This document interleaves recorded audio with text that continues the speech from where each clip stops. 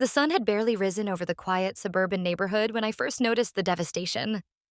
The towering oak and maple trees I had nurtured for over a decade, the very guardians of my backyard, were gone, ripped from the soil by the HOA under the guise of improving views.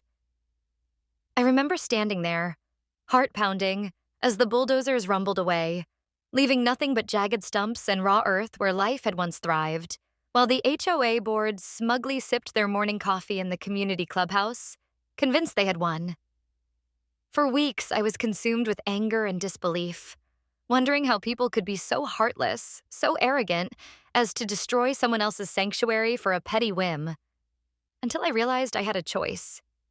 Let this injustice define me or fight back. I spent sleepless nights researching, gathering evidence, and talking to neighbors who had quietly suffered similar slights, each story fueling the fire of determination inside me. But could one person really stand against the combined might of a well-funded HOA and their army of lawyers without losing everything? The answer came slowly, in the form of a legal team that believed in my story as much as I did, filing a lawsuit that would drag us all through months of tense depositions, hidden agendas, and courtroom drama that left me exhausted yet more resolute with every passing day. And then, the day of reckoning arrived. After hours of deliberation, the jury returned a verdict that seemed almost surreal.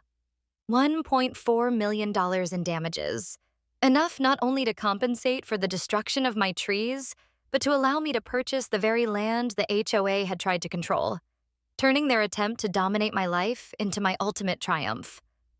As I walked through what was now legally mine, I felt a mix of triumph and disbelief, the memory of those trees lingering like ghosts in the wind, whispering that justice, though slow, had finally arrived.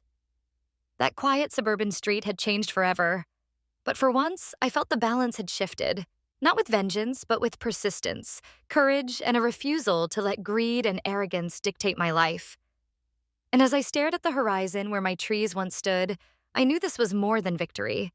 It was a statement that no one could take what you truly cherish without paying the price.